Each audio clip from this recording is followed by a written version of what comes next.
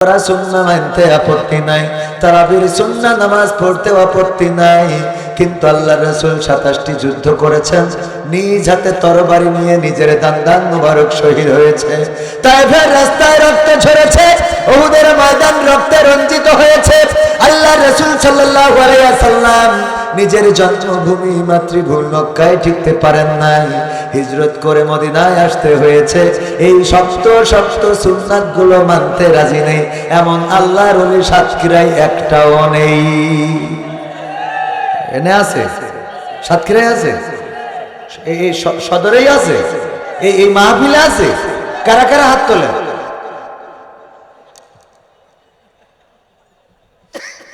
আবেগে তুলে ফেলেছে।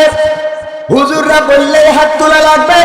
হুজুর যদি বলেন ঠিক কিনা, কয় ঠিক। সেটা ঠিক না বে ঠিক। আমি যদি সাতক্ষীরার মানুষের একটা পরীক্ষা করি, এই পরীক্ষায় আমি একটু যদি দেখতে চাই যে সাতক্ষীরার মানুষ ইমানের দিকে কত এগিয়ে, পরীক্ষা নিলেই বোঝা যাবে। বলেন কি পরীক্ষা একটা নিতাম নাকি? নেব? প্রস্তুত আপনারা? পরীক্ষার জন্য প্রস্তুতি নেওয়া লাগে, প্রস্তুত হয়ে থাকেন। পরীক্ষা একটা অবশ্যই নেব এবং দেখতে চাইবো সাতক্ষীরার মানুষ সত্যিকার অর্থে কেমন ইসলাম জানে, কেমন ইসলাম বোঝে, কেমন ইসলাম মানে। ইসলাম জানার জন্য, বোঝার জন্য কোরআনের কাছে আসার দরকার আছে না নাই? কিন্তু এই কোরআনের মাহফিলে আসা যাবে? ও যাবে, হ্যাঁ তাই ঠিক। তো আসেননি কেন? অনেকেই জায়গা ফাঁকা রেখেছেন। এত বড় মাহফিল, এত বড় গেট, এত বড় প্যান্ডেল, এখনো পর্যন্ত প্যান্ডেল ভরে নাই। আন্তর্জাতিক মানের এক একজন বক্তা, এক একটা বক্তার আনতে এখানে 50,000 টাকা থেকে শুরু করে 1 লাখ টাকা পর্যন্ত আছে না নাই? তাইলে আপনাদের জন্য আনলাম, কিছু কথা শোনাবো, কিছু কথা বলাবো। আর সেই কথাগুলো শোনার জন্য মানুষেরা এখনো জায়গা ফাঁকা করে রেখেছে। এই এলাকায় যত মানুষ আছে যদি আসতো, বলেন এই মাঠে ধরতো নাকি? এই মাঠে তো ধরতো না, তাইলে আসে না কেন? আল্লাহ রাব্বুল আলামিন সূরা বাকারার 28 নম্বর আয়াতে বললেন, কাইফা তাকফুরুনা বিল্লাহি ওয়া কুনতুম আমওয়াতান ফাআহইয়াকুম সুম্মা ইউমীতুকুম সুম্মা ইউহয়িকুম সুম্মা ইলাইহি তুরজাউন। ও আমার বান্দারা, কোন জিনিস তোমাদেরকে তোমাদের মহান রব থেকে ভুলিয়ে দিল? তোমাদের রবকে অস্বীকার করতে শিখালো, অথচ তোমরা ছিলে মৃত। তোমাদের কোন জীবন ছিল না, তোমাদের কোন আকার ছিল না, তোমাদের কোন আকৃতি ছিল না, এই পৃথিবীতে তোমাদের কোন অস্তিত্ব ছিল না। আমরা 1900 সাল জীবনে দেখি নাই, 2000 সাল পেয়েছি, আবার 2100 সাল আমাদের জীবনে আসবে। 1900 সাল দেখি নাই, 2006 সাল অনেকেই দেখেছেন। আবার এখানে অনেক অল্প বয়সী আছেন যারা 2000 সালটাও দেখেন নাই। আবার যারা 1900 দেখেন নাই, দেখলেন 2000, সামনে 2100 সাল আসবে। বলেন দেখার মতো কেউ বেঁচে থাকবেন নাকি এখানে? একজনে কি থাকবে? আল্লাহ যদি 2-1জনকে রাখেন, তাও এমন অবস্থায় থাকবে ও নেটওয়ার্কের বাইরে টাওয়ার পাবে না। কথা কয় না, ঠিক মতো টাওয়ার পাবে না। যদি বলেন চাচা যাও কানে, কবে পুঁইশাক রাঁধবে, মানে নেটওয়ার্ক চলে যাবে। ঠিক বললাম না ভাই? ঠিক বললাম। কারণ এখনো 25 সাল, এখনো 75 বছর যদি কেউ বাঁচে, তাইলে সেই 2100 সাল দেখবে। ওগো আমার ভাইয়েরা, 2100 সাল আসার আগে কবির বিন সামাদ চলে যাবে, ভাইজান চলে যাবে, আমার শ্রদ্ধাভাজন ভাইজান আব্দুল হান্নান ওমর সাহেব চলে যাবেন। এই পৃথিবী ছেড়ে চলে যেতে হবে, অন্ধকার কবরে পাড়ি জমাতে হবে। আল্লাহ এই জন্য যেন একটু আক্ষেপের সুরে বললেন, ওগো আমার বান্দারা, কোন জিনিস তোমাদেরকে সেই রব থেকে ভুলিয়ে দিল? তোমাদের এই জমিনে কোনো অস্তিত্ব ছিল না, আকার ছিল না, আকৃতি ছিল না, তোমাদের এই জমিনে কোনো বিচরণ ছিল না। আমি আল্লাহ তোমাদের সৃষ্টি করলাম, আকার দিলাম, আকৃতি দিলাম। আবার একদিন আমি তোমাদের মৃত্যু ঘটাবো, আবার একদিন আমি তোমাদের পুনরুজ্জীবিত করব। বেলা শেষে ফিরে আসা লাগবে আমার কাছে। আমার কাছে যখন আসবা, তখন আমি কি করব? ইকরা কিতাবাকা কাফা বিনাফসিকাল ইয়াওমা আলাইকা হাসিবা। তোমার পড়তে দেব তোমার আমলনামার কিতাব। তুমি কি করেছো দুনিয়ার পরে, কোন কাজ করেছো, কোন কাজ করো নাই, সব তোমার এই কিতাবে রেকর্ড থাকবে। এই কিতাব যখন হাতে ধরিয়ে দেবে, পৃষ্ঠা উল্টাবেন, আর প্রতিটা পৃষ্ঠায় অন্যায় অপরাধ আছে না নাই? আমি কত বড় পাপী, পৃথিবীর কেউ না জানলেও জানেন কে?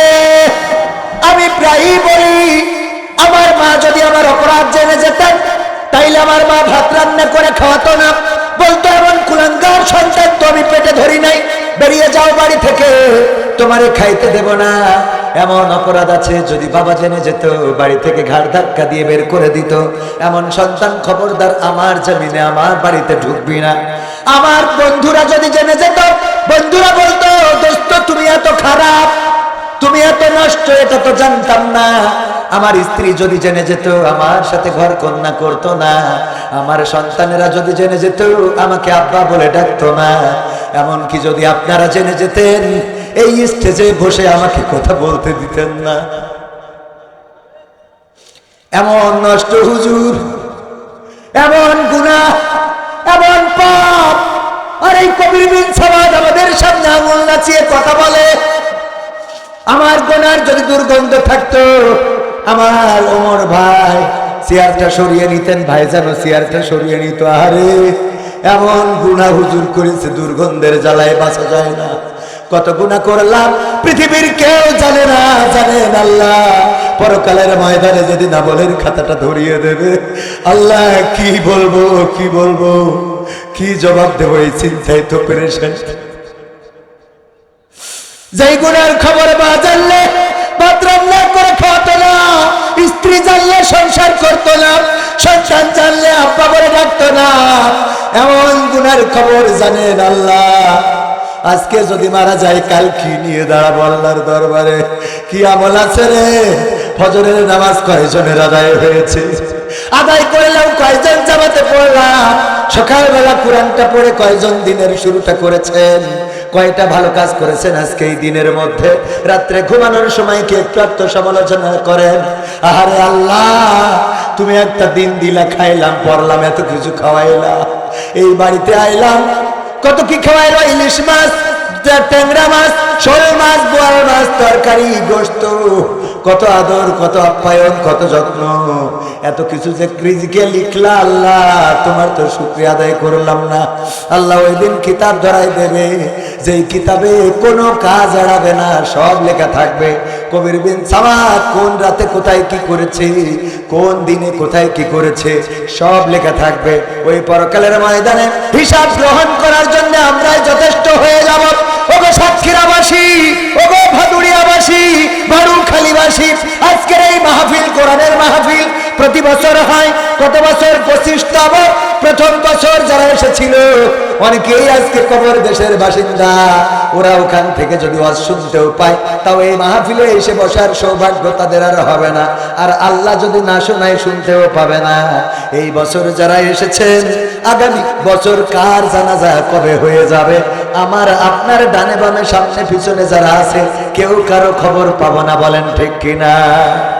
ও তোমার গোনা দিন ফুরাইয়া যাবে, গোনা দিন ফুরাইয়া যাবে, যৌবনে লাগবে ভাটি, ওই যে দেখো ডাকিতেছে তোমায় কবরের মাটি, ওই যে দেখো ডাকিতেছে তোমায় কবরের মাটি।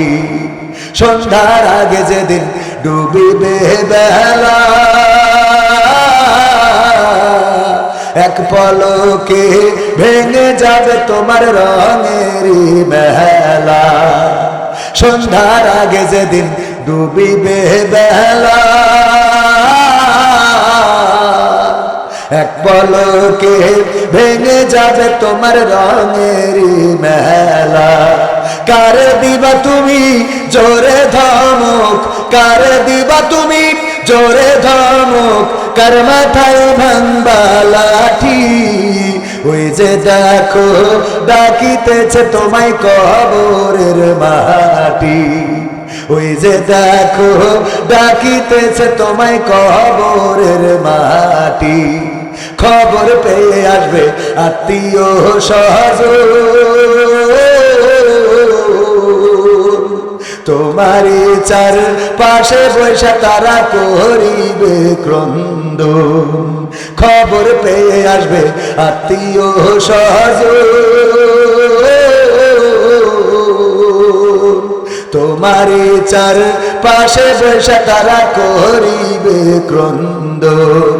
সাজাইবে মনের মতন সাজাইবে, মনের মতন কি সুন্দর পরিপাটি। ওই যে দেখো ডাকিতেছে তোমায় কবরের মাটি, ওই যে দেখো ডাকিতেছে তোমায় কবরের মাটি। ও তোমার গোনা দিন ফুরাইয়া যাবে, গোনা দিন ফুরাইয়া যাবে, যৌবনে লাগবে ভাটি। ওই যে দেখো ডাকিতেছে তোমায় কবরের মাটি, ওই যে দেখো ডাকিতেছে তোমায় কবরের মাটি। ঠিক না বেঠে? কবরের মাটি প্রতিদিন ডাক দেয়। আমি মাঝে মাঝে আমার আলোচনায় বলি, ভাইরা মসজিদে যাবেন আর এই খাটিয়ার কাছে প্রশ্ন করবেন, ওগো খাটিয়া তুমি তো নির্বিকার পড়ে আছো, এখানে টানানো রয়েছে তোমার, বলো দেখি তুমি তো আমার দাদাকে নিয়ে গিয়েছিলে, আমার বাবাকে নিয়ে গিয়েছিলে, আমার চাচাকে নিয়ে গিয়েছিলে, বলো দেখি এবার কার অপেক্ষায় রয়েছে? ওই খাটিয়া যেন নীরবে জবাব দিয়ে দেয়, আল্লাহর বান্দা তৈরি হয়ে যাও, প্রস্তুত হয়ে যাও, এবারের পালাটা তোমার হয়ে যেতে পারি।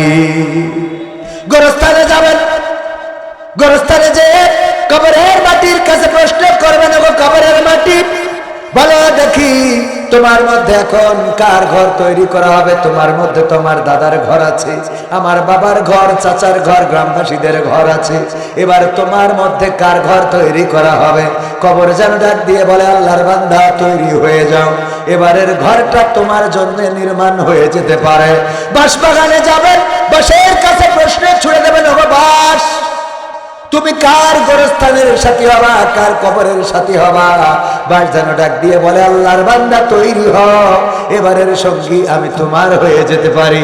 কাফনের দাম কোনোদিন জিজ্ঞাসা করলাম না, অথচ যেই কাপড়টা আমাদের পরতেই হবে, পরতেই হবে, এই কাফনের দামটা কোনোদিন দোকানে যেয়ে জিজ্ঞাসা করি নাই, আমার জন্য কতটুকু কাপড় লাগবে আমিও জিজ্ঞাসা করি। বলেন করেছি? অথচ যেই পাঞ্জাবিটা আপনি বানাতে দিয়েছেন দর্জির কাছে, ওটা বানিয়ে এনে গায়ে দিয়ে পরে আপনি বেড়াতে পারবেন, বাজারে যেতে পারবেন, সাতক্ষীরায় যেতে পারবেন, কোনো গ্যারান্টি আছে? কাফনের কাপড় আপনার পরতেই হবে, পরতেই হবে। সেই কাফনের কাপড়ের দামটাও কেউ জিজ্ঞাসা করলাম না, এমনকি কাফনের কাপড়টা কিনে রাখা মানুষও তেমন একটা পাওয়া যায়। আমি তো কিনবি যে কাফনের কাপড়টা লাগবেই, এখন মারা গেলে এখন আমার লাগবে না, লাগবে না তো আমার হালাল টাকা দিয়ে কেনা, এটা কিনে রাখা ভালো না খারাপ? কিন্তু কাফনের কাপড়টা কিনি নাই, কত রং বেরঙের কাপড় কিনলাম, কত রঙের কাপড় পরলাম, ওগো আমার ভাইয়েরা, কাফনের কাপড়ের দাম দিলাম না, অথচ আমার শেষ সঙ্গী হবে 3 টুকরা কাফনের কাপড়। বলেন ঠিক কিনা? মুনকার নাকিরকে খুঁজে পাওয়া যাচ্ছে না, নিখোঁজ হয়ে গেছে। মুনকার নাকির চেনেন কিনা? দেখাইছে? হ্যাঁ দেখাইছে। কোথায় থাকে? হ্যাঁ কোনে থাকে? মুনকার নাকির কোনে থাকে? কাজ কি তাদের? মুনকার নাকির কাজ কি বলেন? হ্যাঁ হিসাব, ওই যে একটু সাহস করে বলেন। মুনকার নাকির হিসাব নাই। কবরে যাওয়ার পরে আল্লাহ রাসূলের হাদিস দ্বারা প্রমাণিত, জিজ্ঞাসা করবেন, মান রব্বুকা ওয়া মান দীনুকা ওয়া মান নাবিয়ুকা, তোমার রবকে, তোমার দিন কি, তোমার নবীকে? এই প্রশ্ন করবেন মুনকার নাকির। সেই মুনকার নাকিরকে খুঁজে পাওয়া যাচ্ছে না। আল্লাহ রাব্বুল আলামিন একটা তদন্ত কমিটি গঠন করলেন, ফেরেশতা সেট করে দিলেন, যাও দুনিয়ার পরে খুঁজে বেড়াও, কোথায় আছে খুঁজে দেখো, খুঁজে দেখো পাওয়া যায় কিনা।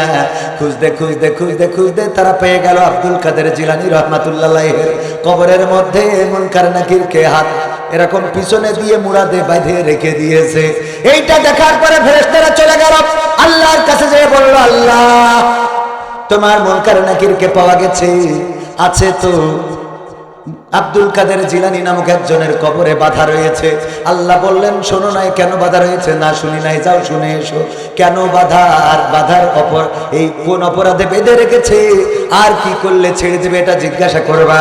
ফেরেশতারা এসে বলল, ও আব্দুল কাদের জিলানী মুনকার নাকিরকে কেন বেঁধে রেখেছো? কয় বেঁধে রেখেছি এই জন্য যে সে এই কবরে আসার পরে আমাকে সালাম বলে নাই, সালাম না দিয়ে কবরে ঢুকেছে, এই জন্য বেঁধে রেখেছি। তখন ফেরেশতারা বলল, কি করলে ছেড়ে দিবা? কয়েস কোনো ছাড়াছাড়ি হবে না, না ছাড়লে তো হবে না, আল্লাহ বড্ড বিপদে পড়ে গেছে। এখন মুনকার নাকির না থাকার কারণে কত লাশ চারিদিকে কবরে কবরে, এদেরকে মুনকার নাকির প্রশ্ন করবে, কিন্তু এখানে বেঁধে রাখার কারণে এই কবরগুলোতে প্রশ্ন করা হচ্ছে না। কি করলে ছেড়ে দিবেন একটু বলেন, শর্ত কি? বলল, আল্লাহর কাছে যা, যে বলো ছেড়ে দিতে পারি। যদি এই বাগদাদে যত কবর আছে কবরগুলোকে যদি মাফ করে দিতে পারে, কবরের আযাবগুলো যদি ক্ষমা করে দেয়, তাইলে ছেড়ে দেব। ফেরেশতারা চলে গেল, যে বলল, আল্লাহ আব্দুল কাদের জিলানী বেঁধে রেখেছে। ফেরেশতারা ঢুকে সালাম বলে নাই, আব্দুল কাদের জিলানীকে সালাম দেয় নাই, এই কারণে বেঁধে রেখেছে। কি করলে ছেড়ে দেবে? আব্দুল কাদের জিলানী জানালো, যদি এই বাগদাদে বা এই ইরাকে যত কবর আছে সব কবরগুলো যদি ক্ষমা করে দিতে পারেন, তবেই তাদেরকে ছেড়ে দেবে। আল্লাহ রাব্বুল আলামিন ডাক দিয়ে বললেন, ওগো আব্দুল কাদের জিলানী, তুমি তো শুধুমাত্র বাগদাদের মানুষের ক্ষমা চেয়েছো, তুমি তো ইরাকের মানুষের ক্ষমা চেয়েছো। আজকে আমি যে বিপদে পড়ে গেছি, তুমি যদি চাইতে গোটা দুনিয়ার মানুষ যারা মারা গেছে আর আগামীতে যারা মরবে তাদের সব ক্ষমা করে দিতে হবে, আমি আল্লাহ সবাইকে ক্ষমা করে দিতাম। তুমি যেহেতু বাগদাদ ইরাকের মানুষের ক্ষমা চেয়েছো, সকল কবরকে আমি আল্লাহ ক্ষমা করে দিলাম। বলেন সুবহানাল্লাহ। পরীক্ষা নিতে চাইলাম, মনে আছে না নাই? মনে আছে? এই পরীক্ষা, ওগো আমার ভাইয়েরা, সুবহানাল্লাহ বলেছেন কতজন? হাত উঁচু করেন। নারায়ে তাকবীর, লিল্লাহি তাকবীর। হাত টানা করেন। সুবহানাল্লাহ বলেছেন যারা, আল্লাহ সাক্ষী, সুবহানাল্লাহ বলেছেন যারা। আমার ক্যামেরাম্যানরা দেখছে, হাত টানা করেন একেবারে শক্ত করে। সুবহানাল্লাহ বলেছেন। এবার হাত নামান। নাউযুবিল্লাহ বলেছেন কারা কারা?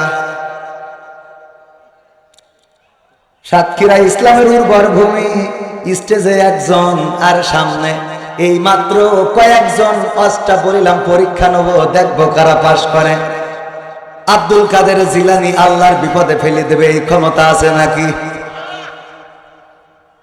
আপনাদের ওয়াজ শুনাইলাম, এ তো বুঝাই গেল। কটা ফেল করেছেন, এবার বাড়িতে চিন্তা করে থাকেন। ইমান, আপনাদের ইমান নষ্ট করতে তো বেশি কিছু লাগে না, এরকম একটা ওয়াজ করলেই শেষ। বেশি কিছু লাগে? আব্দুল কাদের জিলানীর কবর দেশের মধ্যে দড়ি পাইল ওখানে, এটু তো একটা মাথার মধ্যে একটা চিন্তা করা যায় যে ফেরেশতাদের যে বাঁধবে, তার তো একটা দড়ির তো দরকার আছে। তা দড়ি কি কবরে আবার উঠে এসে তো নিয়ে আবার সেই শুয়েছে?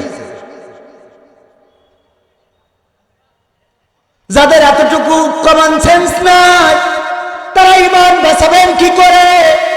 আমি বলবো, এখন থেকে যখন শুনবেন, আল্লাহ রাব্বুল আলামিন পবিত্র কালামে হাকিমে বলে দিয়েছেন, ওয়াইযা কুরিয়াল কুরআনু ফাসতামিউ লাহু ওয়া আনসিতু লাআল্লাকুম তুরহামুন।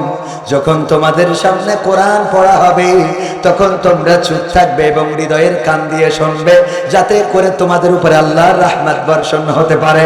ওগো আমার ভাইয়ারা, চুপ থেকে যদি হৃদয়ের কান দিয়ে কোরআনের খাদেম যারা ওয়াজ করে শোনায় যদি শুনতেন, এখানে যারা হাত তুলেছেন, আমার বিশ্বাস অন্তত এই হাত তুলে আজকে ফেল করতেন। আমি তো হুজুর মানুষ, বেশি বুঝি নে, তাও আপনাদের এতগুলো লোক ফেল করলেন। আর শয়তান তো অনেক বড় ট্যালেন্ট, এর মতো ট্যালেন্টের কাছে মার খেয়ে যাবেন, একদম কোনো মন্তর লাগবে না। কথা কয় না? আব্দুল কাদের জিলানীর কাছে একবার শয়তান গিয়েছে, যাওয়ার পরে বলছে, আসসালামু আলাইকুম ইয়া আব্দুল কাদের জিলানী। কয় আমারে এত নাম ধরে বড় করে সালাম দিল কে তুমি? কয় আমি জিব্রাইল। কোথা থেকে এসেছো? আসমান থেকে। কেন এসেছো?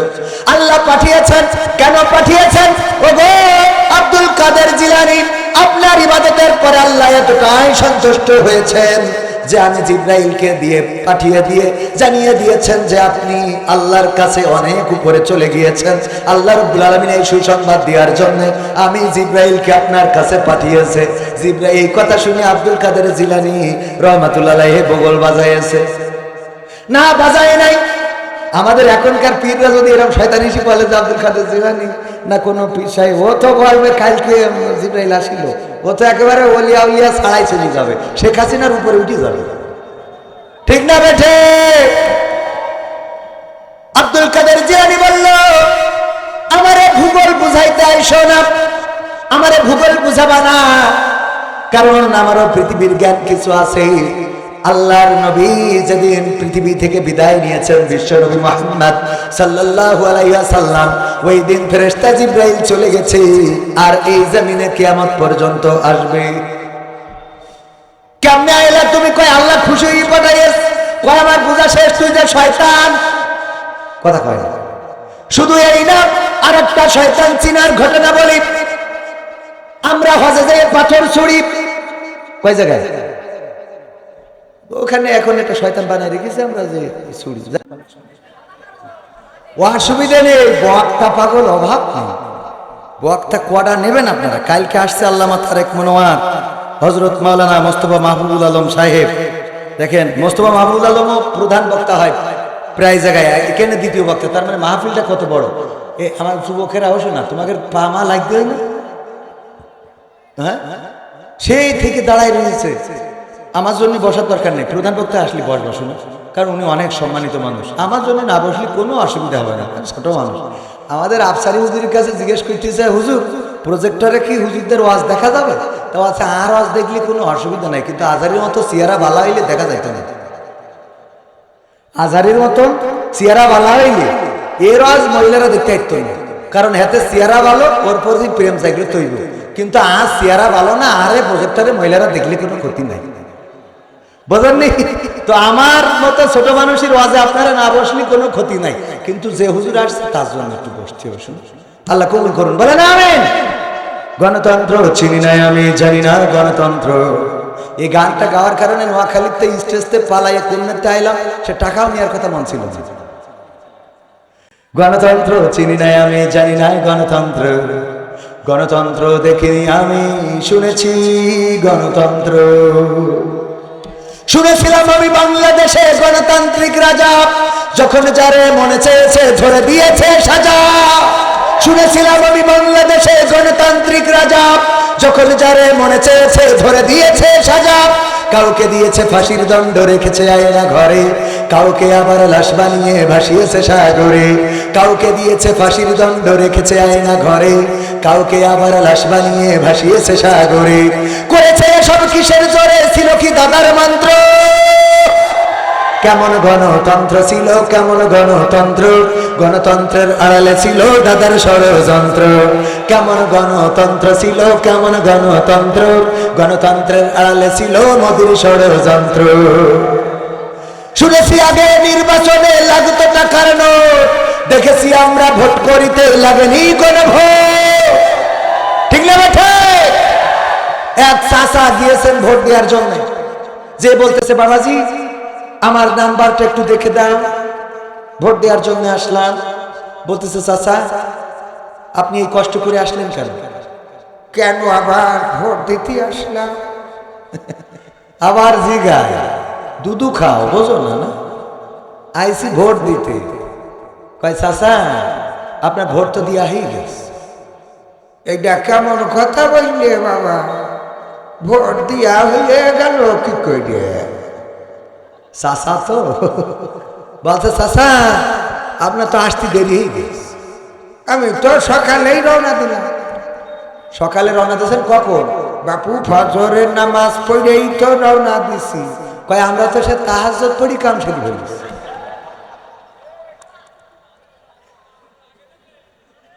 কে তাহাজ্জুদ পড়ি তো কাম সারা শেষ।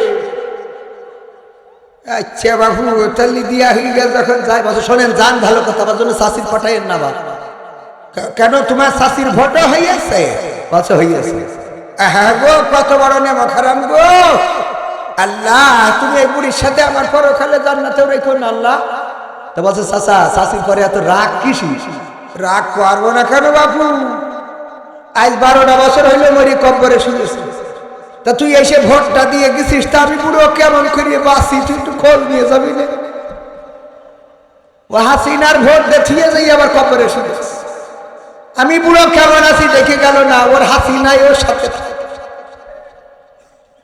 কথা কি বোঝা গেছে?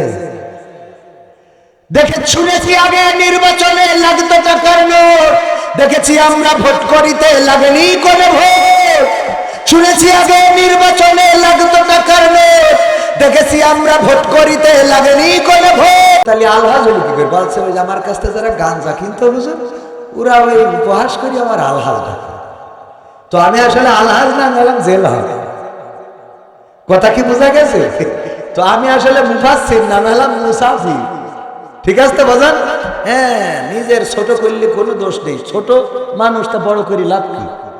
কথা কয় না, মানুষটাই তো ছোট, বড় করার কিছু নেই। মারা যাওয়ার পরে বিছানা মাটিতে পড়ে থাকতে হবে। আপনার মাসি এসে ভন ভন করবে, কোন উড়াইনোর ক্ষমতা নেই, আছে নাই। সুতরাং কিসের অহংকার, কিসের লড়াই, কিসের বড়াই, সব চূর্ণ হয়ে যাবে। ক্ষমতা চিরস্থায়ী না, বলেন ঠিক কিনা? ক্ষমতায় কেউ স্থায়ী হয় না, হোক না সে হাসিনা কিবারে না, সে আরটা চিরকাল থাকে না। ক্ষমতায় কেউ স্থায়ী হয় না, মুজিবুর বেশি দিন থাকেনি, জিয়াউর কেউ তো রাখেনি। মুজিবুর বেশি দিন থাকেনি, জিয়াউর কেউ তো রাখেনি। এরশাদ চলে গেছে পৃথিবী ছেড়ে, এরশাদ চলে গেছে পৃথিবী ছেড়ে, কেউ আজ তার কথা কয় না। ঠিক না বেঠে? ক্ষমতায় কেউ স্থায়ী হয় না, হোক না সে হাসিনা কিবারে না, সে আরটা চিরকাল থাকে না। হাসিনা ক্ষমতা ধরে রাখতে আয়না ঘর বানিয়েছিল, জনগণের রোশনালে দাদার দেশে পালিয়ে গেল। হাসিনা ক্ষমতা ধরে রাখতে আয়না ঘর বানিয়েছিল, জনগণের রোশনালে দাদার দেশে পালিয়ে গেল। ডিবি হারুনের পাশে আর, ডিবি হারুনের পাশে আর পরিমণিদের দেখা যায় না। ঠিক না বেঠে? ক্ষমতায় কেউ স্থায়ী হয় না, হোক না সে হাসিনা কিবারে না, সে আরটা চিরকাল থাকে না। সে আর কি চিরকাল থাকে? নমরুদের ছিল না, ফেরাউনের ছিল না, আবু জাহেলের ছিল না, আব্রাহার ছিল না, কারুনের ছিল না, হামানের ছিল না। পৃথিবীর পরে যারা জুলুম করেছে কেউ টেকে না, আর পৃথিবীর পরে আগামীতে যারা জুলুম করবে তাদের চেয়ারটাও টিকবে না, বলেন ঠিক কিনা? কারণ এই চেয়ারের মালিক কে? এই চেয়ারের মালিক আল্লাহ, পাওয়ারের মালিক আল্লাহ, অবিনশ্বর আল্লাহ। সব কিছু নশ্বর, এই দুনিয়ায় সব শেষ হয়ে যাবে, সোজা মানুষটা কুজা হয়ে যাবে। যুবক, যেই যুবকের মুখে দাড়ি নাই সেই যুবকের মুখে দাড়ি গজাবে, যার মুখে কালো দাড়ি, কালো দাড়িটা সাদা হয়ে যাবে, যার চোখের মনেটা কালো আছে সেটা ঘোলা হয়ে যাবে, যেই মানুষটা সোজা আছে কুজা হয়ে যাবে, যার চামড়াগুলো টান টান আছে এই চামড়াগুলো একদিন ভাঁজ পড়ে যাবে। আমার মা বোনেরা আছে পর্দার অন্তরালে চেয়ার আর ঝাঁকানি দিয়ে বেড়ায়। ওরে আল্লাহ, আমার যুবকেরা আমল দেখে 10-12টা দোকানে বসে থাকে আর বলে মালরা কত সুন্দর। ঠিক না বেটি? ঝাঁকানি দেয়, দেখো। আবার যার চেহারা নেই ও আবার বানাই নিয়ে আসে কান্তে। এই বিউটি পার্লার কে দিয়েছে? বিউটি পার্লারতে বানায় না, কত সুন্দর করে আল কাতরা বেগম পরিমাণী সেজে চলে আসে। আমার আল্লাহ বলল, ওয়াকরনা ফি বুয়ুতিকুন্না ওয়ালা তাবাররাজনা তাবাররুজাল জাহিলিয়াতিল উলা। ওগো নারীরা, পর্দার মধ্যে থাকো, জাহিলি যুগের মেয়েদের মতো সাজুগুজু করে নিজেদেরকে প্রদর্শন করে বেড়াইও না। আর আমার মা বোনেরা বলল, আমরা আল্লাহ তোমার কথাও শুনবো, শয়তানের কথাও ফেলবো না। কেমন করি?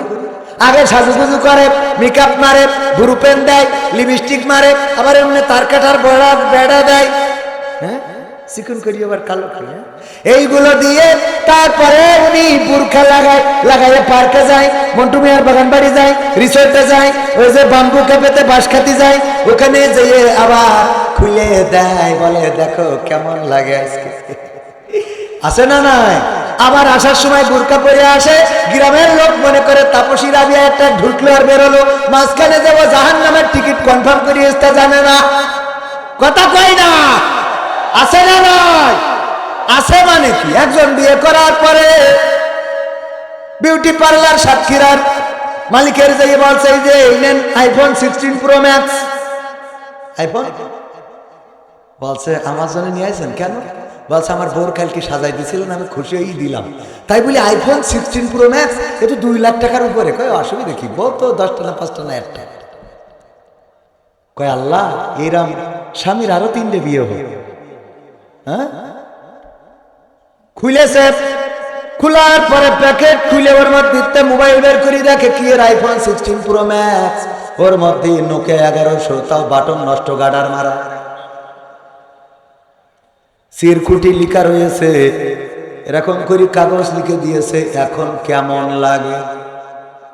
এখন কারণ হলো গতকালকে তুমি যেই মালদারে সাজাইছো ওইটা তো আমার বউ, বছর রাতে ঘুমটা উল্টায় দেখলাম পরিমাণের খালাতো বোন, সকালবেলা গোসলের পরে দেখি নোকিয়া 1100 বাটনে কাজ করতে না, গাডার মারা, এক গোসলে সব ধোয়া শেষ, গাডার মারা বাটনে কাজ করে না। এরপরে আর উনি গান গাওয়া শুরু করেছে, আমি পারি না আর পারি না, আমি কেন মরি না, আজরাইল কি চিনে না আমারে গো, আমি পারি না আর পারি না,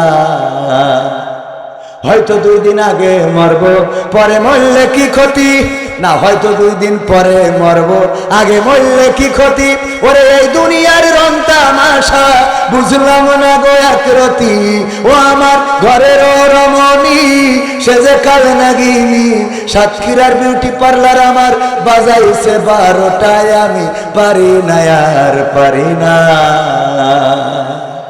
ঠিক না বেঠে? এই গান গাওয়া ছাড়া কি কোনো উপায় আছে? যদি সংসারে বনিবনা না হয়, স্ত্রী যদি বলে আমার সাথে তুমি এমন আচরণ করো কেন, তাহলে বলতে হবে তোমার কোনো দোষ নেই, আমারই তো দোষ, আমারই তো ভুল, ঠিক না বেটে? তোর কোনো দোষ নেই, আমার ভুল, কারণ তোর মেকআপ দেখিলাম কিন্তু পাবলিক তাকায় দেখিলাম না যে টাওয়ার আছে কি, কথা কয় না, উপর দেখার সময় একটু পাত দিকেও দেখতো, যদি উপরে ঝড় ভালো কিছু তো হবে না। যাই হোক ভাইয়ের আমার, শয়তান রে পাথর ছুরি কেন? ইসমাইল আলাইহিস সালাম মিনাতে যখন পৌঁছে গেলেন, এর আগে হাজেরা ধোঁকা দিল, হাজেরা যখন বুঝে ফেললো এটা শয়তান, ইসমাইল আলাইহিস সালাম ছোট বাচ্চা শিশু, এই বাচ্চা শিশুরে শয়তান কয় ওরে কোথায় যাও, কয় আমার আব্বা বেড়াইতে নিয়ে যায়, কয় তোমার আব্বা তো বেড়াইতে নিয়ে যায় না, কোথায় নিয়ে যায়, তোমার আব্বা তোমারে কুরবানি করতে নিয়ে যায়, কয় আব্বা কোনোদিন কি পারে সন্তানের গলায় ছুরি চালাইতে, কয় চালাবে না, তুমি কি মনে করো, কারণ তোমার আব্বার আদেশ করেছে তার রব, আদেশ করেছে কিডা? ইব্রাহিম ইসমাইল আলাইহিস সালাম বললেন আমি বুঝতে পেরেছি, আমার মায়ের কাছে শুনেছি একজন শয়তান আছে, সে ধোঁকা দেয়, তুমি সেই শয়তান, আমার পিতা যদি তার রবের হুকুম মতো আমারে জবাই করতে চায়, আমি একবার নয় 2বার নয় 10 বার নয়, আল্লাহ যদি বারবার আমার জীবন দেন, বারবার আল্লাহর জন্য কুরবানি হইতে আমার কোনো আপত্তি নাই বলে পাথর ছুঁড়ে মেরেছিল। দেখেন ইসমাইল আলাইহিস সালাম কোনো ভার্সিটিতে পড়ে নাই, কোনো কলেজে পড়ে নাই, কোনো হাফেজিয়া মাদ্রাসায় পড়ে নাই, কোনো স্কুলের ছাত্র নাই, তার কোনো মাস্টার ছিল না, এমনকি ইসমাইল আলাইহিস সালাম এমন কোন সমাজে বাস করতেন না যে সমাজে মানুষেরা আছে ইসমাইলকে সামাজিকতা শিখিয়েছেন, বরং এমন একটা মরুর প্রান্তরে ছিলেন যেখানে কোনো ঘর নাই, বাড়ি নাই, পানি নাই, খাদ্য নাই, খাবার নাই, গাছ নাই, পালা নাই, ঘর নাই, সংসার নাই, এই মরুভূমির মধ্যে আম্মা হাজরা আলাইহিস সালাম এত সুন্দর করে মানুষ করেছেন যে এই ছোট্ট বাচ্চা শিশুটাও শয়তানের কেরামতি বুঝে ফেলেছে। কিন্তু সাতক্ষীরার আমরা যেটারে বলি ইসলামের উর্বর এলাকা, সেইখানে 100 জনে 99 জন ফেল মেরে বসে থাকলেন?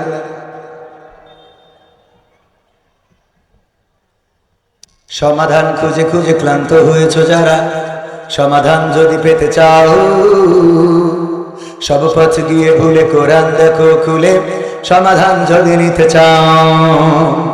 সমাধান খুঁজে খুঁজে ক্লান্ত হয়েছো যারা, সমাধান যদি পেতে চাও, সব পথ গিয়ে ভুলে কোরআন দেখো খুলে, সমাধান যদি নিতে চাও। সমস্যা যত সব দূর করে দিবে রব, সমস্যা যত সব দূর করে দিবে রব, যদি তুমি যাও চেয়ে যাও। সমাধান সমাধান খুঁজে খুঁজে ক্লান্ত হয়েছো যারা, সমাধান যদি পেতে চাও, সব পথ গিয়ে ভুলে কোরআন দেখো খুলে, সমাধান যদি নিতে চাও। কোরআন ধরি না বলে, কোরআন পড়ি না বলে চারিদিকে হই লাঞ্ছিত, কোরআন জানি না বলে, কোরআন মানি না বলে সব অধিকার বঞ্চিত।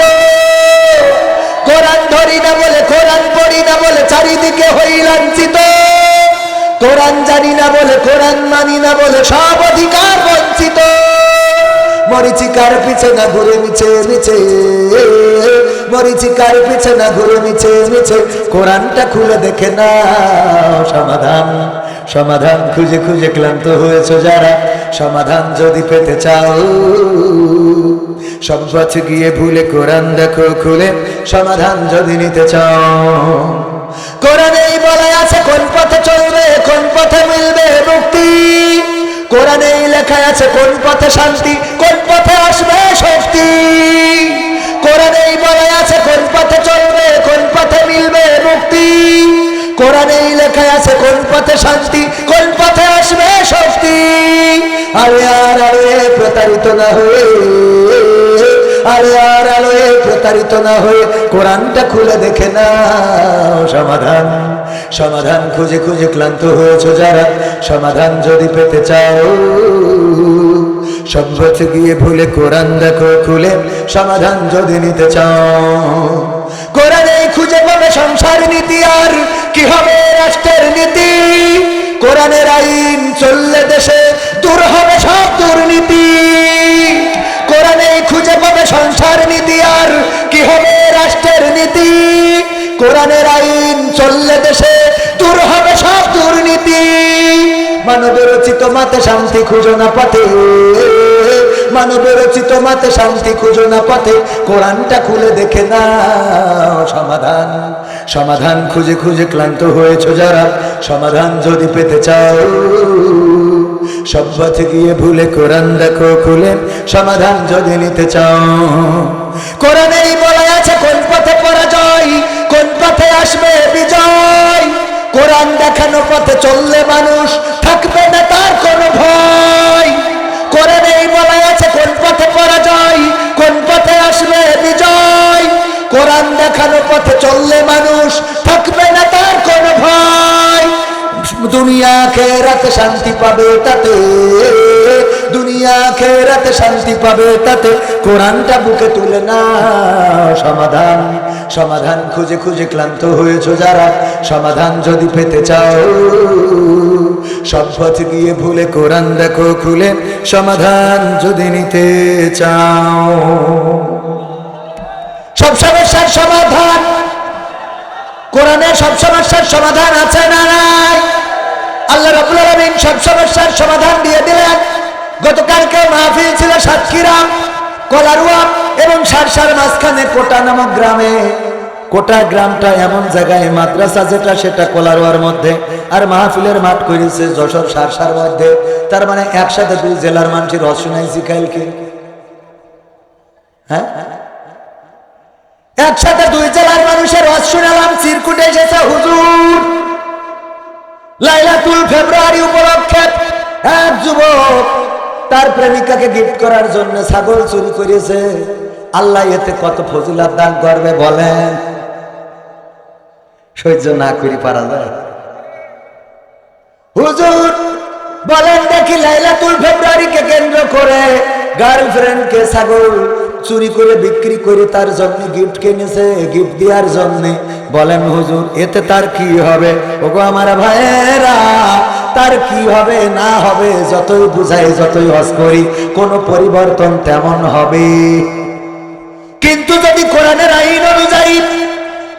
কেউ ধর্ষণ করে, জেনা করে, ব্যভিচার করে, জেনা করলে যদি বিবাহিত হয় অথবা ধর্ষণ যদি করে অবিবাহিত হোক আর বিবাহিত হোক, তার শাস্তি কি? মাজা পর্যন্ত গেড়ে দাও, তারপরে ইট পাথরে নিক্ষেপ করে সঙ্গে সার করে দাও। কবির বিন সামাদ ওয়াজ শোনাবে সারা রাত সারা দিন 365 দিন। এই ওয়াজ যতই করুক না কেন বাবারা, দয়া করে কেউ মোটর সাইকেলে ডার্লিং তুলে গিয়ার মারবা না। গিয়ার যদি ফেল করো গো, তাইলে বিপদে পড়ে যাবারি। কাজ কি হবে? যুবকরা ওয়াজ এখানতে শুনবে, এনতে বের করে দেবে। ও ঠিকই যে গার্লফ্রেন্ড বলবে তুমি যদি কালকে আমার মন্টু মিয়ার বাগান বাড়ি না নিয়ে যাও তাহলে মাকসাদে সাইলির সাথ যাবে। না তুই থাক, আমি আসতে। ঠিক না বে ঠিক? ওয়াজ শুনে যখন ওয়াজ শোনে তখন মনে করে কালকে ভালো হয়ে যাবো। আবার যখন ডার্লিং ফোন মারে কয় আজকে শেষ, আজকে শেষ, কালকে ভালো হবে। মানে আবার একদিন রিনিউ করে, কথা কয় না। দেখবেন বেনামাজি যারা, ওদের যতই বলেন ওরা বলবে ভাই ঠিক আছে কালকে পড়বে। ওর এই কালকে আর আসে, আবার যাই বলবেন কবে হ্যাঁ কালকে পড়বে, মানে ও রিনিউ করে। কালকে কবে? কালকে। এই কালকে রিনিউ করে, এই রিনিউ করি কোন। যাই হোক, আমি যেটা বলছিলাম, এখন যদি ধর্ষণ জেনার শাস্তি বাংলাদেশে কোরআন অনুযায়ী হয় তাইলে কি করবেন? মাজা পর্যন্ত বেড়ে দিয়ে ইট পাথর মারবেন। কবির বিন সামাদ যদি এই অপরাধে অপরাধী হয় আর যদি সাক্ষ্য প্রমাণে প্রমাণিত হয়ে যায়, এরকম করে বড় পোস্টার করা হবে ভাড়ুখালী। ভাড়ুখালী ওই যে কোন মাঠ, এইটা মাঠের নাম কি? ভাড়ুখালী মাদ্রাসা ময়দান। এই ময়দানে কবির বিন সামাদের মাজা পর্যন্ত বেড়ে সঙ্গে সার করা হবে। সবাই দলে দলে যোগদান করিয়া ইহকালের শাস্তিটা দেখবেন। এবার সবাই আসবে, এই যে ক্যামেরা আসবে, আমার তরিকুল ভাই ইসলামিক সিটি টিভি আবার ড্রোন দিয়ে উপর থেকে ভিডিও করবে, তারপরে হাতে একটা ক্যামেরা আছে এরকম নিয়ে ঘুরে বেড়াবে। তো এই সব করবে, এই যে এইগুলো করিয়ে ভিডিও করিয়ে যখন ইট দিয়ে কুপান দিয়া এটা মোটামুটি একেবারে সব ভিডিও টেলিভিশন আর সরাসরি এইগুলো দেখবে। বলেন তো আগামীকালকে জেনা নিয়ে, ধর্ষণ নিয়ে আর লাইলাতুল ফেব্রুয়ারি নিয়ে কোনো হুজুরির ওয়াজ করা লাগবে? ওরা নিজের থেকে হবে যে আমি ভালো হয়ে গেছি। ঠিক না বেঠে? কি তোর নাম কি? কয় মাসুদ। ওবায়দুল কাদের তো বলতো মাসুদ ভালো হয়ে যা। ও বলা লাগবে না, ও এমনি বলবে আমি ভালো হয়েছি। ঠিক না বেঠে? কি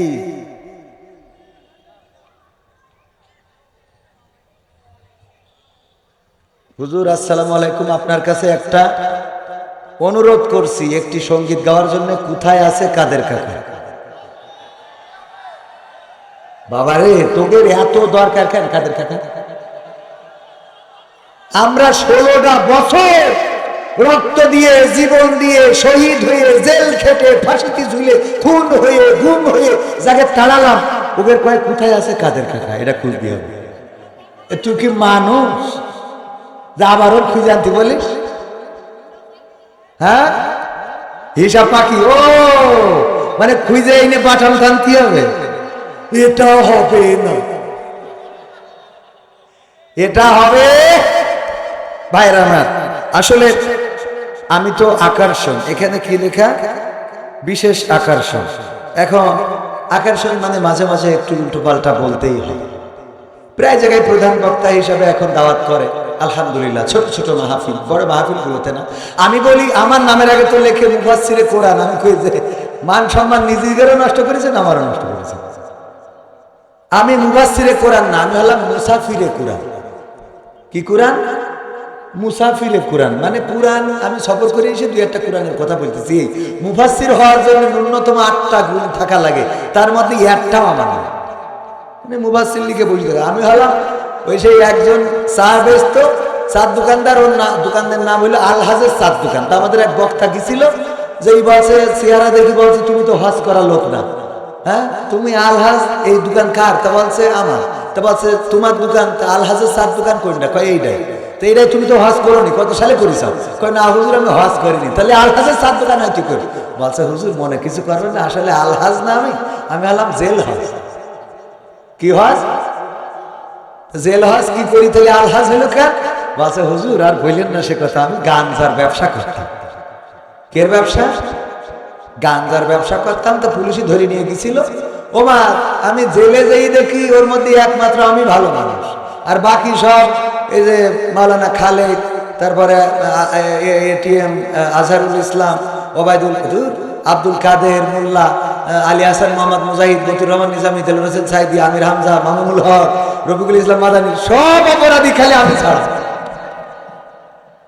তা আমি চিন্তা করলাম এত পাপী যেহেতু জেলখানায়, আমি এদের পাপের পথটাই ধরে, তো ওইখান থেকে তওবা করেছি যে জেলখানায় যদি এত পাপীর বসবাস হয়, আল্লাহ যেহেতু আমার এখানে কবুল করেছে, তাহলে আমি এই পাপীদের রাস্তায় ধরে। তারপরে এসে গাঞ্জার ব্যবসা ছেড়ে দিয়ে নামাজ কালাম পড়ি, রোজা রাখি, আর এই চার দোকানে টিম টিম করি চলি। তাতে পারবে, আমাদের কোনো আপত্তি নাই, এটা তাদের গণতান্ত্রিক অধিকার। কিন্তু যারা বলে যে পারবে, আমি তাদের কাছে প্রশ্ন করতে চাই, নেত্রীর বাড়ির সামনে যখন বালুর ট্রাক ছিল তখন গণতন্ত্র কোথায় ছিল? কত কয় না, যখন নেত্রীর বাড়ির সামনে গায়ের গাড়ি ট্রাকের বালুর ট্রাক ছিল সরাইতে পারে নাই, যখন পিলখানায় হত্যাকাণ্ড হয়েছে এবং নির্বিচারে আমার সেনা বিচার দেশ প্রেমিকদেরকে ধরে কারাগারে রেখেছে, নির্বিচারে তাদেরকে 12 বছর 13 বছর 15 বছর করে জেলে, 17 বছর 18 বছর করে জেলে রেখেছে, তখন গণতন্ত্রের কথা মনে পড়ে নাই? যখন কোরআনের খাদেমদেরকে অ্যারেস্ট করেছে, কারাগারে নিয়েছে, রিমান্ডে নিয়েছে, নির্যাতন করেছে, এমনকি ফাঁসির কাস্টে ঝুলিয়েছে, তখন গণতন্ত্রের কথা মনে পড়ে নাই? যখন কোরআনের পাখি আল্লামা দেলোয়ার হোসাইন সাঈদীকে 13টা বছর কারাগারে রেখেছে, আরে এই মানুষটা কোরআনের ময়দানে আর ফিরতে দিল না, সেখান থেকে বের করে নিয়ে হাসপাতালে ইনজেকশন পুশ করে শহীদ করে দিল, তারা জানাজাও পড়তে দিল না, তখন গণতন্ত্র কোথায় ছিল? যখন ছাত্র জনতার বুকে গুলি চালালো, শহীদ হয়ে গেল আমার ছাত্র জনতা, আমার আবু সাঈদ বুক পেতে দিয়েছিল, ধারণা ছিল এই বুকে গুলি করবে না, কিন্তু ওই নিষ্ঠুর পুলিশ বাহিনী গুলি করলো। পুলিশেরা এখন বলে ভাইয়ের আওয়াজ করবেন যেন আমাদের ইমেজটা ফিরে আসে, একটু বলবেন। আমি বললাম ইমেজ ফিরার জন্য আমাদের আওয়াজ করা লাগবে না, যদি আপনারা কাজটা ভালো করেন তাইলে আল্লাহ রাব্বুল আলামিন আপনাদের ইমেজটা ফিরিয়ে দিবেন। বলেন ঠিক কিনা? গতকালকে পুলিশ আন্দোলনকারীদের ছত্রভঙ্গ করেছে, শুধুমাত্র অ্যাকশন নিয়েছে, লাঠি দিয়ে কারো গায়ে টাচ করে নাই, তারপরেও লোকজন পালিয়েছে, আপনাদের চোখের সামনে পড়েছে না পড়ে নাই? শুধুমাত্র এই মানবতা দেখানোর কারণে ওই পুলিশের প্রশংসা করেছে গোটা বাংলাদেশের জনগণ। বলেন ঠিক কিনা? সুতরাং পুলিশের যারা চাকরি করেন তাদেরকে বলবো, আপনারা এই জনগণের গোলাম, এই জনগণের ট্যাক্সের টাকায় আপনাদের বউয়ের লিপস্টিক হয়, এই জনগণের ভ্যাট ট্যাক্সের টাকায় আপনার মেয়ের 3 পিস হয়, এই জনগণের ভ্যাট ট্যাক্সের টাকায় আপনার সন্তানের স্কুল ড্রেস হয়, পায়ের কেটস হয়, এই জনগণের ট্যাক্সের টাকায় আপনার মায়ের ঔষধ হয়, এই জনগণের ট্যাক্স ভ্যাটের টাকায় আপনার বাবার পোশাক হয়। সুতরাং সেই জনগণের টাকায় আপনার বেতন হয়, এই জনগণের বিরুদ্ধে কোনো ভূমিকা যেন নেবেন না। জনগণের পক্ষে যদি না দাঁড়াতে পারেন, জনগণ কিন্তু আপনাদের আর আস্ত রাখবে না। কারণ এই জনগণ জেগেছে, এই জনগণ যেভাবে চায়, বাংলাদেশের মানুষ যেভাবে চায়, সেইভাবেই দেশ চলতে হবে। আর আমাদের মেসেজ ক্লিয়ার, যারা মনে করে আমরা আসলে জামাতে ইসলামের কথা বলি, হেফাজতে ইসলামের কথা বলি, আমরা আসলে চরমনা ইসলামের কথা বলি, তাবলিগি ইসলামের কথা বলি, না ভাইয়েরা না। যদি এই বাংলাদেশে আওয়ামী লীগ কোরআন কায়েম করে দেয়, আমরা তাদের পক্ষে আসি না নাই? সেদিন একজন বলছে তাই বলে আওয়ামী লীগ দিয়ে কায়েম করা নেবো না, বলছে ওকে নেবো না। যদি বিএনপি কোরআন কায়েম করে তাদের পক্ষে আসি না নাই? যদি অন্য কোন দল কোরআনের রাজ কায়েম করে দেয় তাদের পক্ষে আছি, কিন্তু বাংলাদেশ জামাতে ইসলামী যদি কোরআনের বিপক্ষে অবস্থান নেয়, সেই জামাতের পক্ষেও আমাদের পাওয়া যাবে না। ঠিক না? ঠিক। যদি বাংলাদেশ জামাত ইসলামী ইসলামের বিপক্ষে কথা বলে, যদি রাষ্ট্র ক্ষমতায় যায় আর কোরআনের বিরুদ্ধে আইন পাশ করে, কোরআনের আইন দিয়ে দেশ যদি না চালায়, তাইলে জামাতের বিরুদ্ধে আন্দোলন চলবে, ওয়াজ চলবে, বক্তৃতা চলবে, মিছিল চলবে, মিটিং চলবে, হরতাল চলবে, অবরোধ চলবে। এটাই তাওহীদি জনতার সিদ্ধান্ত। আমরা আসলে জামাতের না, চরমনার না, আওয়ামী লীগের না, বিএনপির না, জাসদের না, বাসদের না। আমাদের বক্তব্য হলো ইন্না সলাতি ওয়া নুসুকি ওয়া মাহইয়ায়া ওয়া মামাতি লিল্লাহি রাব্বিল আলামিন। আমরা কারা কারা আল্লাহর হাত দেখতে চায়? নারায়ে তাকবীর, লিল্লাহি তাকবীর। সত্যি কি আল্লাহর পক্ষে আছে? আল্লাহর পাগল আপনারা? আল্লাহর পাগল, আল্লাহর পাগল যদি হন তাহলে আল্লাহর পাগল সেই পাগলের মতো হইতে হবে। লাইলি আর মজনু প্রেম করেছিল। লাইলি আর মজনু কি করেছিল? এদের একে অপরের দেখা হয় না। তো মজনু দেখতে গেল লাইলি, যেই ওর বাড়ির গেটের সামনে বসে রয়েছে। এটা শুনে লাইলি বললো বিয়ের আগে তো দেখা করা যাবে না, তো মজনুরে দুধ খাওয়াও, প্রতিদিন বাড়ি থেকে গায়ে দিয়ে নিয়ে ওরা দুধ খাওয়াও। তো দুধ খাওয়াই না দেখে আমি দেখলাম যে ফিরি ফিরি এক গ্লাস করে দুধ মাগনা যেহেতু খাওয়া যায়, আমি এসে বললাম আমি লাইলির পাগল। তো আমি ওখানে বসে প্রতিদিন এক গ্লাস করে দুধ খাই। এটা দেখে আমার মাহফিলের পরিচালক ও বলছে আজকেরই লাভ কি, তো ও যাই বলছে আমিও লাইলির পাগল। তো যাই আমার পিছনে বসেছে। আবার ভাই চিন্তা করলো দুধ যেহেতু ফিরি, বলছে আমিও পাগল। তো এই করতে করতে লাইলির 1-150 পাগল জুটি গেছে, প্রতিদিন দুধ খাওয়ায়। লাইলির বান্ধবীরা বলছে যে দুধ যে পরিমাণ খাওয়াচ্ছি এ তো আর কদিন পরে বাংলাদেশের গাই গরু দেওয়া হবে না, অস্ট্রেলিয়াতে বিমানে করে আনতে হবে। কেন তা বলছে মজনু মেলা হয়ে গেছে, মেলা হয়ে গেছে, এত মজনু তো আমার দরকার নেই, আমি খালি একটা নেব।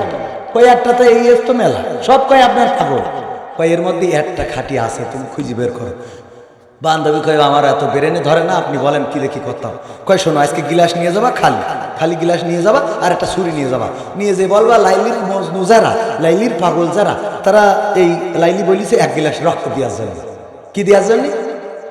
গিলাস যাই ধরিছে, আমার কাছে ধরিস পয়লা। আমি বললাম যে আমার ওয়াজ করতে যাইতে হবে বাবা, আমি এখন হাত কেটে হাসপাতালে থাকতে পারবো না, আমি টাকা বাইনানে রাখিছি, না গেলে একদম কাঠি খুলি দেবে। এই বইলে আমি উঠে হাঁটাতেছি, ভাই বেরিয়েছে, ভাই বলছে আমি মাহফিল পরিচালনা করতে হবে, কাল তারেক মনোয়ার আসবে।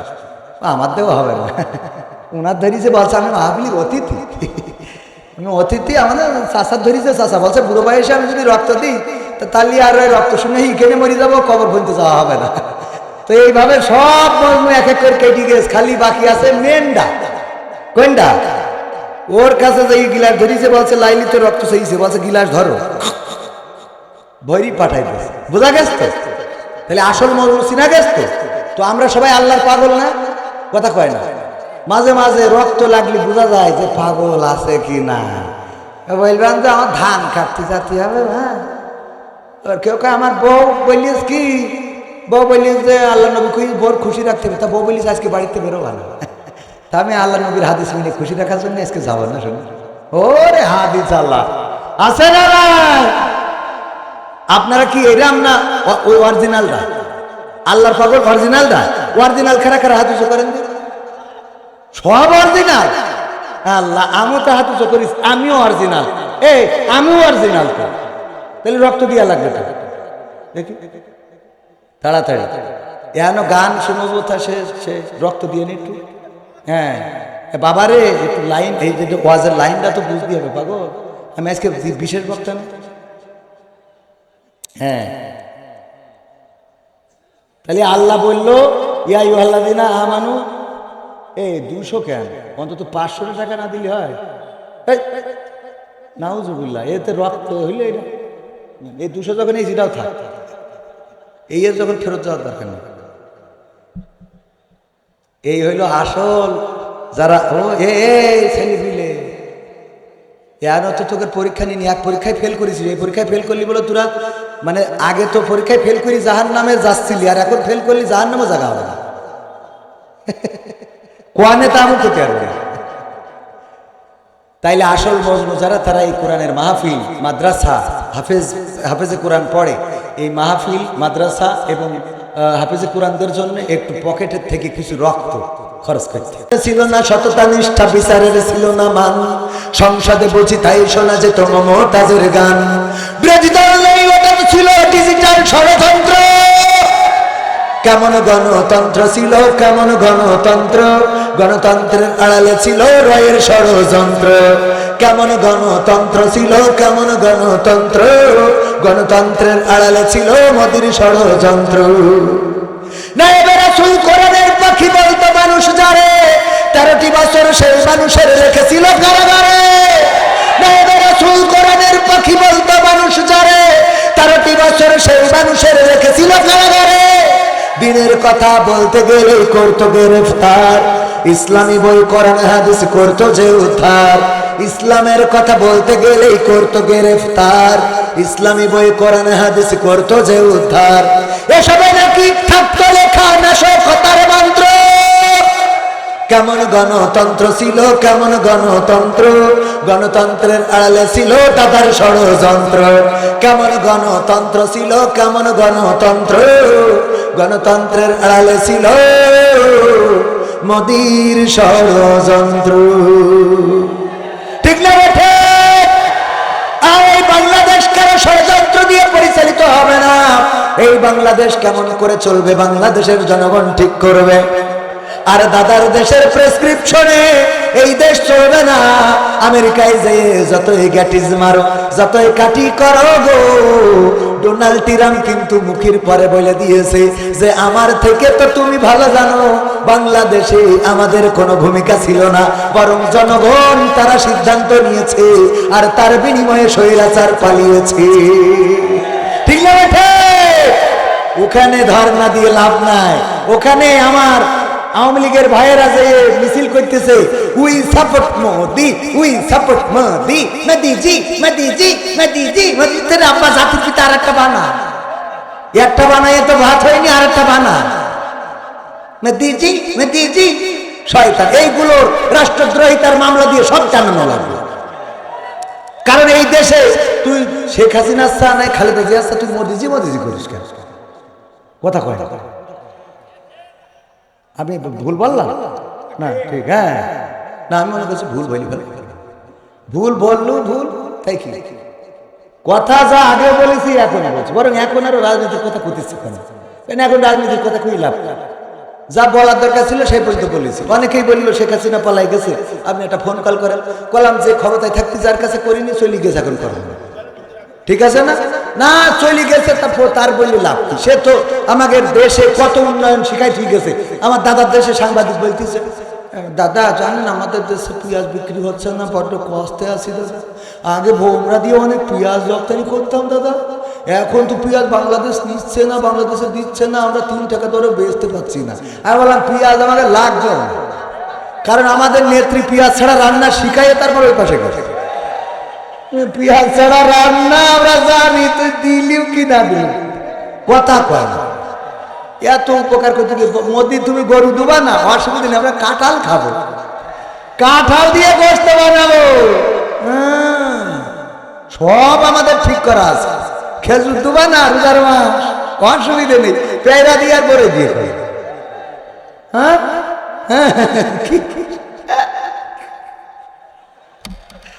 আল্লাহ, আবার ওই লোকটার ঢুকতে দেন না আপনারা। আসুন, বগলাতে আসলে একটু ওয়েলকাম। এমপিরা সব কোথায় গেল, মন্ত্রীরা সব কোথায় গেল, কোথায় কাদের কাকা? তাদের সারা দেশটা এখন লাগে ফাঁকা ফাঁকা। পালাবো না, প্রয়োজন হলে ফখরুলের বাসায় গিয়ে, ঠাকুরগাঁওয়ে বাসা আছে না। পালাবে না, পালাবে না, যাই না তবু দেখা, পালাবে না, পালাবে না, যাই না তবু দেখা। তাদের সারা দেশটা এখন লাগে ফাঁকা ফাঁকা, ওদের সারা দেশটা এখন লাগে ফাঁকা ফাঁকা। আইন মন্ত্রী আটকে গেল আইনেরই ফাঁকে, দাড়ি সারা দরবেশের ভণ্ড ভণ্ড লাগে। আইন মন্ত্রী আটকে গেল আইনেরই ফাঁকে, দাড়ি সারা দরবেশের ভণ্ড ভণ্ড লাগে। শুনছি কত নেতা নেত্রী খাইতেছে ভাই ডান্ডা, বিচারপতি কালামানিকের ফাটিয়েছে আন্ডা। পলকেরও ঝলক গেল, পলকেরও ঝলক গেল থামিয়ে নেটের চাকা। তাদের সারা দেশটা এখন লাগে ফাঁকা ফাঁকা, ওদের সারা দেশটা এখন লাগে ফাঁকা ফাঁকা। কই গেল সেই সংসদেতে মমতাজের গান, কোথায় গেল হযরত বলা স্বামী মুসলমান?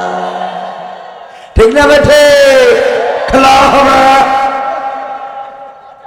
আবার আমার মমতা জাপা কত সুন্দর করে সংসদে গান শোনাতো, আজ তার একটা ফোন কল এসেছে আমার সামনে।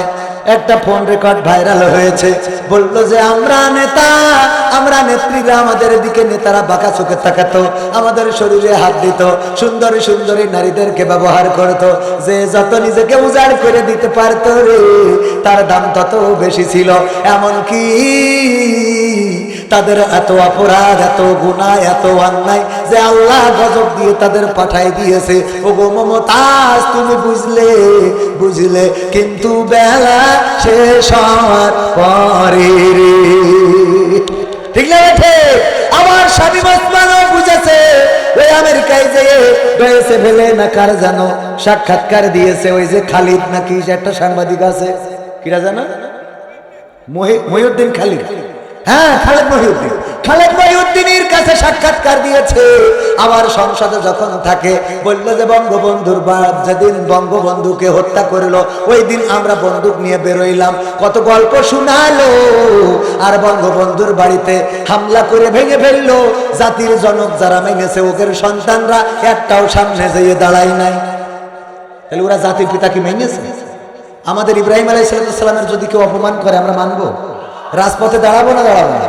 জীবন দেব, কিন্তু আল্লাহর আমাদের জাতির পিতার অপমান মেনে নেব? তোরা সারা জীবন জাতির জন্য বলি জিকির করি সুবহানাল্লাহ সুবহানাল্লাহ, হ্যাঁ মানে ওই বাদ দিয়ে তুই এই জিকির করিছে।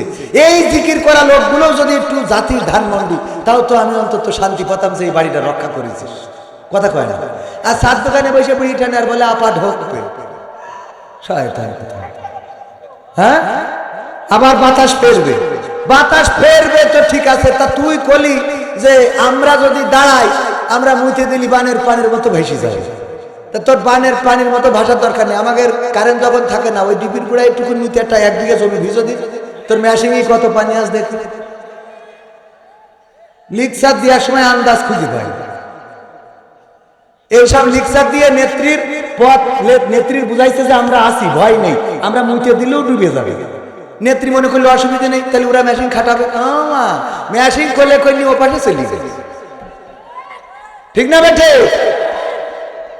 শয়তানের এই কথাগুলো না বললে বলো নেত্রী এত খারাপ হয়, কথা কয় বিপদে ফেলাই দেয়। আর বিপদে ফেলাই দিয়ে আজকে দেশের অনেকেই বলে দেশের খারাপ অবস্থা, আর খারাপ অবস্থা ইচ্ছা করি অনেক দূর টাইম পার হয়ে যাচ্ছে, খালি কোন দিক যাব, একদিক করলে আর একদিক হয় না। আচ্ছা ওইটা বাদ দেন, যে কথা বলছিলাম ওই জায়গায় আসি। মমতাজ গান গেয়েছে সংসদে, কনে বাবার নামে বোনের নামে গান গেয়েছে, তাহলে তুই এখন যখন নেই একটা গান গাবি না? আমি শিখাই দিলাম, আমার সোনার ময়না পাখি কোন বাদোষে দাদার কাছে গো,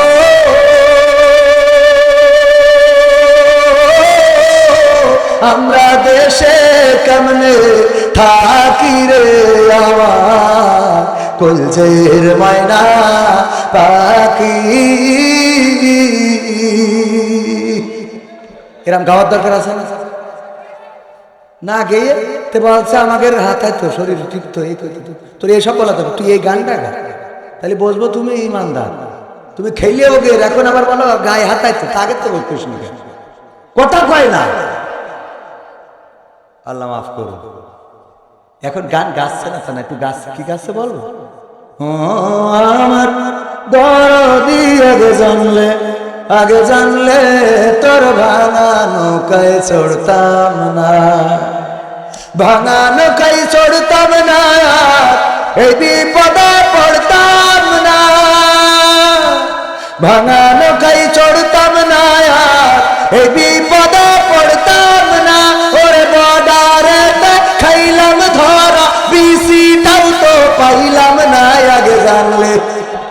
আগে জানলে তোর ভাঙা নৌকায় চড়তাম না। কি কথা ঠিক আছে বাবা?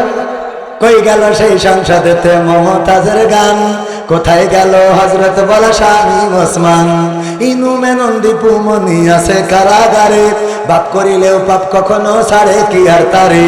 কোথায় গেল